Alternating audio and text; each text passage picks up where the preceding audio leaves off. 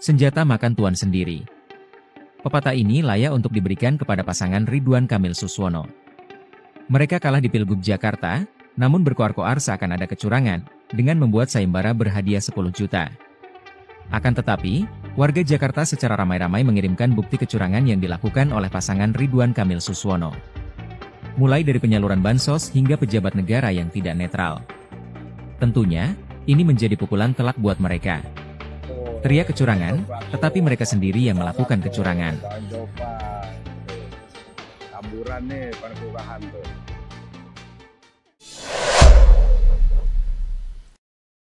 Sahabat SZ, kocak ini, aslinya kocak.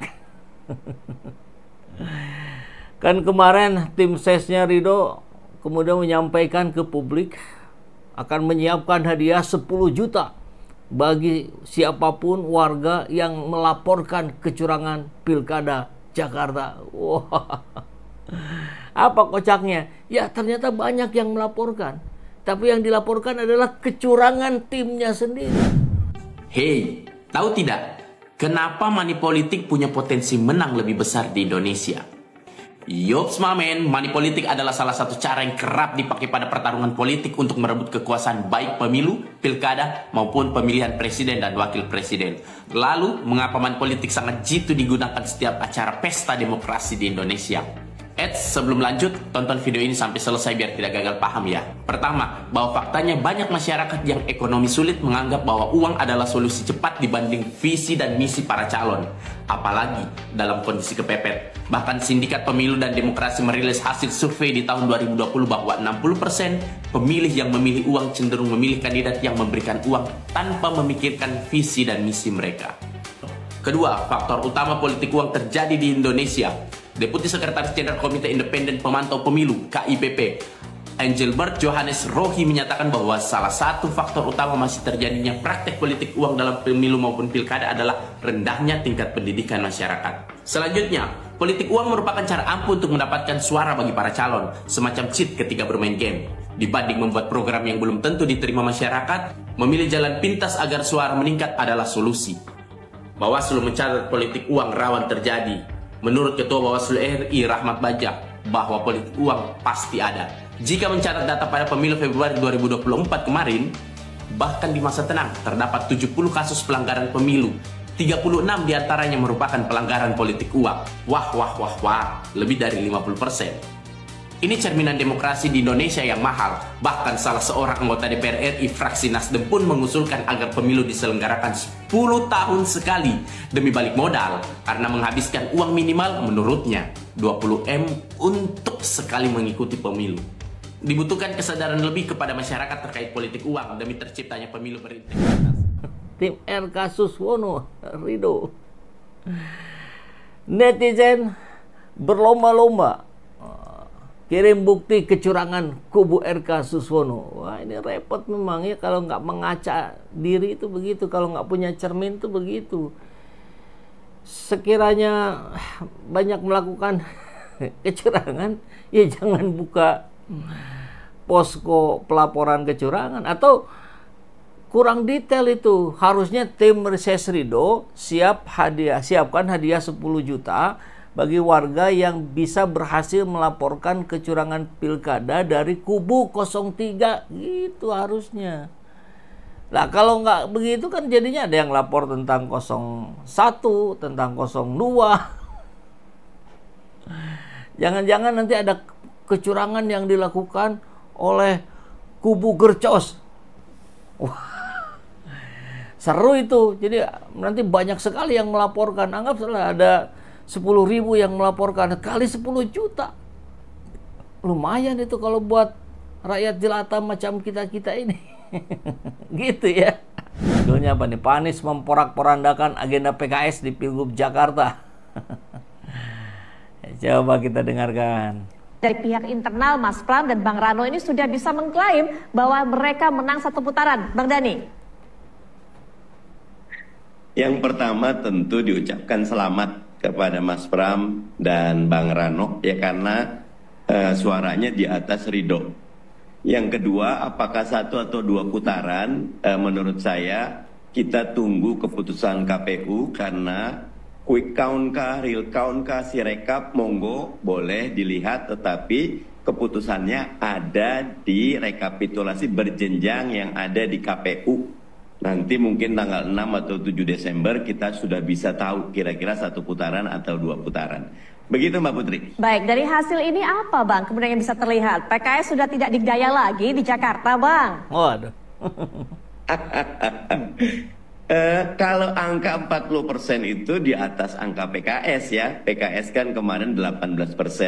Dan kami bahagia kader, simpatisan bekerja keras memenangkan Ridho, tapi memang faktor Mas Anies yang sangat aktif, unpredictable.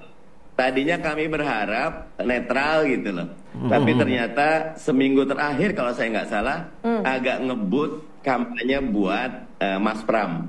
Jadi itu tidak kami nggak ngira gitu, Mbak Putri. Nah, gitu kan. Tapi kalimat yang menjadi pertanyaan kita semua itu tadi kami berharap Pak Anies netral.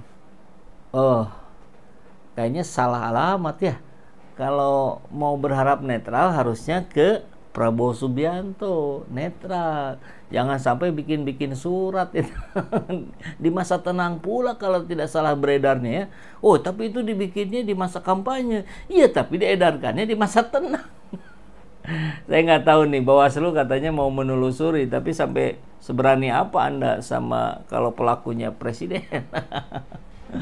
Itu satu. Yang kedua, harapannya sih tentu ini agar tidak menjadi kesalahan, salah paham yang terus menerus ya. Karena sayang sekali memang di berbagai grup WhatsApp pun sekarang pertarungan tuh masih terjadi antara loyalis Anies dengan loyalis PKS gitu. Padahal dulu tuh loyalis Anies ya sama dengan loyalis PKS gitu. Dulu. Sekarang terbelah.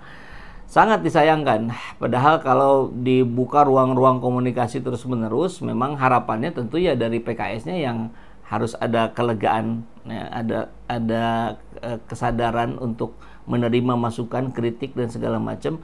Karena kan kalau Anies ya manusia, individu, sampai kapan sih gitu. Tapi kan kalau bicara institusi orang bisa berganti terus-menerus. Maka PKS yang sempat menjadi pelabuhan terakhir orang-orang kritis yang mengharapkan, yang menitipkan harapannya kepada PKS, dan hari ini mencabut itu dengan pembuktian di pilkada-pilkada, bahkan partisipasi di Pilgub Jakarta itu hanya 58%. Kemana itu? 42%-nya kemana itu? Ya, saya kira 42%-nya itu sebagian besar juga dari loyalis Anies. Jadi sebagian ada yang pilih ke Pram, sebagian ada yang tidak hadir sekalian. Kan begitu. Maka harus dibuat strategi baru. Jangan kemudian yang mengkritik dianggap memusuhi. Gitu ya. Yang menyatakan kekecewaan dianggap mau mendowngrade. Ya. Atau hari itu mau ngagedean ya PKS. Nah, kita lihat, ini menarik juga nih. Terus gimana kalau akhirnya berhasil dipaksakan 2 putaran? Dharma Pongrekun bicara 2 arah dukungan jika pilkada digelar 2 putaran. Jadi nggak usah saya bacain lah ya, saya sampaikan saja isinya secara to the point. Jadi Dharma Pongrekun bilang belum berpikir ke arah sana. Dan kalaupun nanti itu terjadi, maka dia akan berdoa dulu minta petunjuk dari Tuhan. Nah, begitu katanya. Pasti akan jadi rebutan 10%.